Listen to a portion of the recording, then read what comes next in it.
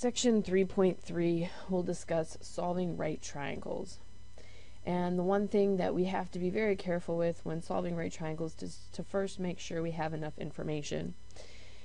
And we always need to know first that we have a right angle here at C. And again, remember that that right angle is always opposite the hypotenuse. That angle A is opposite side A, and that angle B is opposite side B. So, like I said, for these, we always need to make sure that we have two pieces of information given.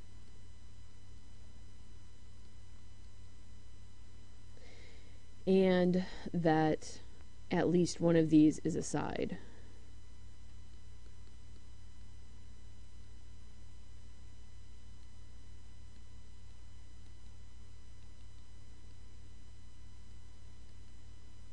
And this is in addition to the fact that we know it is a right triangle. We can use our trig ratios and the Pythagorean theorem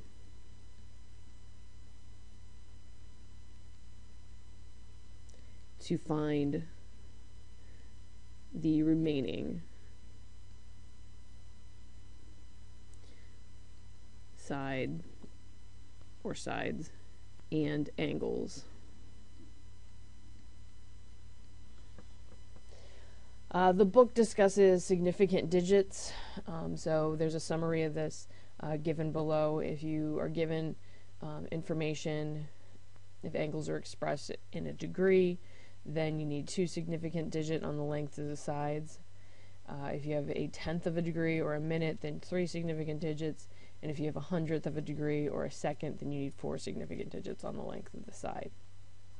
So, these first 2 examples, example 25 and 26, I want you to pause the video. This is just reviewing the Pythagorean theorem, and resume the video to check your answers. Now, when working through these problems, you should have found that in example 25, the hypotenuse was 957.5 yards. And for those that didn't take Tech Math 1, the line above the zeros in both these problems just mean to indicate that the zero should be counted as a significant digit. For example 26, in this case, we had 2 decimal places, so our answer will also have 2 decimal places or 3 significant digits, and we end up with 7.48 inches as our side B. Again, C, the hypotenuse always has to be the largest side, which it is for both of these cases. Now we move on to figuring out how to solve an actual triangle. So we're going to use some of the information that we've already been given, and we are also going to use the trig ratios that we learned in the last section. In this case, it's usually good to go in and actually write the information given on the triangle just to see everything and where it fits in. So we have A is 12.4 yards, B is 7.70 yards. We need to find C, and we need to find the 2 angles. So like I said, we need 2 pieces of information other than the fact that it is a right triangle, and at least one has to be a side. In this case, we were given 2 sides. So typically most people will try to find the third side first using the Pythagorean theorem. So again, C is going to be the square root of 12.4 squared plus 7.7 squared, which comes out to be the square root of 213.05, and we'll make sure that square root goes over the whole thing. And then when we take the square root of this, we end up with approximately 14.6 yards. And in this case, all answers have our 3 significant digits that we started off with. Now, to find the angles, we're going to go to the trig ratios. Real quick, I'm going to write in that value, that 14.6 that we just found, and I'm going to put it in a different color just to signify which pieces were given and which were found. The next thing we want to do is find the angles, and it doesn't matter which one we find first, but we're going to go to the trig ratios to do this. I'm going to look for sine A first, just because alphabetically it comes first, and this would be 12.4 divided by our 14.6 that we just found. One thing to keep in mind is a lot of times it is better to use given information, so it's possible you actually might want to use the tangent of A, because then you'd have the opposite of over adjacent with given information instead of the 14.6, which was calculated, which will introduce some error in the next calculation because we rounded. But in this case, I'm just going to use sine in this case, and again, remember sine is opposite over hypotenuse. So then we find that sine A is just that ratio, that 12.4 divided by 14.6 is 0.8493, and I like to take this out at least 4 decimal places. I'm going to show you something in the calculator as well to use that second answer to make sure that you use as many decimal places as possible. And then A inverse, to get rid of sine, we said. And then to find A, we said to get rid of sine, to find the angle, we take sine inverse of this 0.8493. And again, if we had wanted to actually put this in the calculator, again, we would have done the 12.4 divided by the 14.6, and we've got that 0.8493. And then we again make sure to check your mode to make sure that you're in degree mode. And then you are going to hit second, and then to get sine inverse, and then I'm going to hit second and answer so that I can use that previous decimal. And when I hit enter here, I see that I get 58.1 degrees.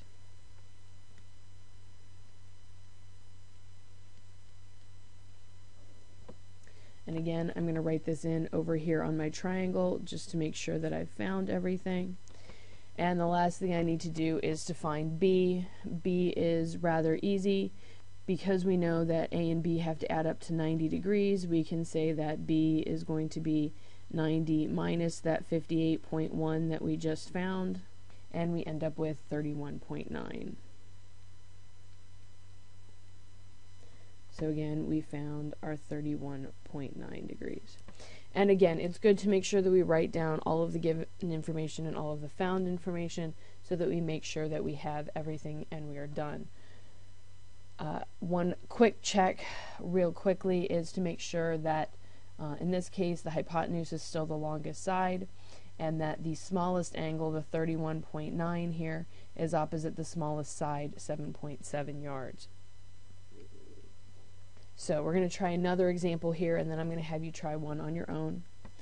In this case, we're given a side, the hypotenuse C, as 7.300 inches, so we have 4 significant digits there, and A is given as 49.35 degrees. We need to find sides A and B and then angle B.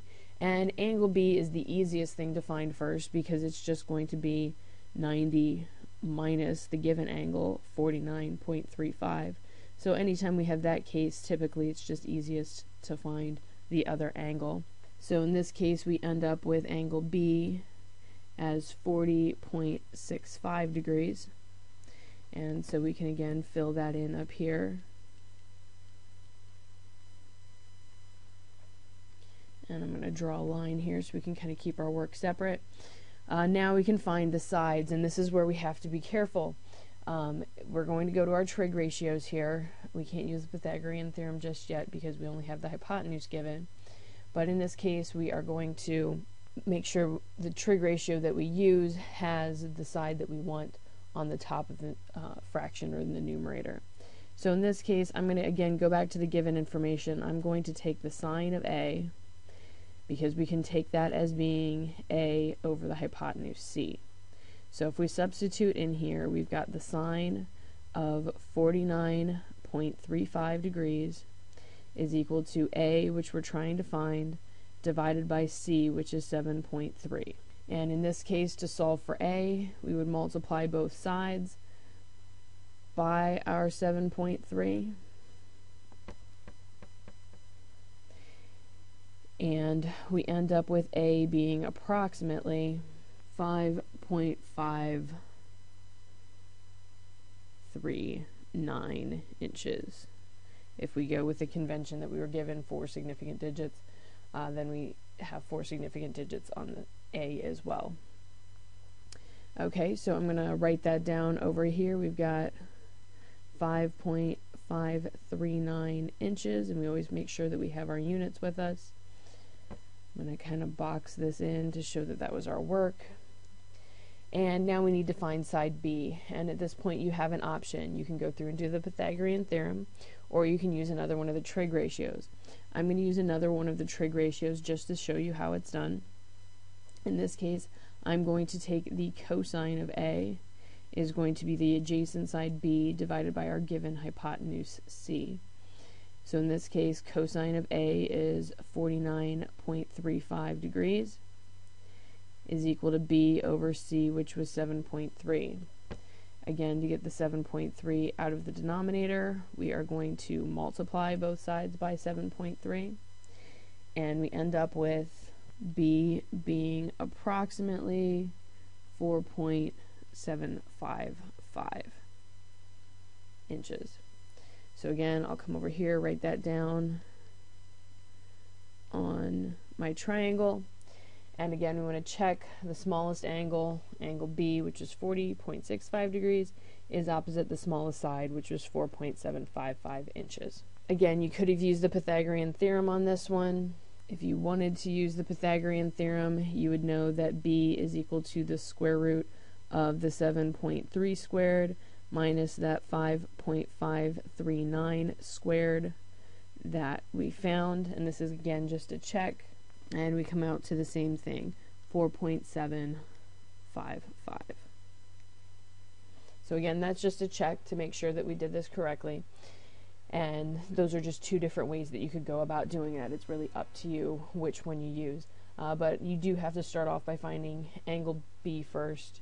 Actually, you don't necessarily have to start off by finding angle B first even. You could find the sides first and then find angle B, but angle B is the easiest one to find.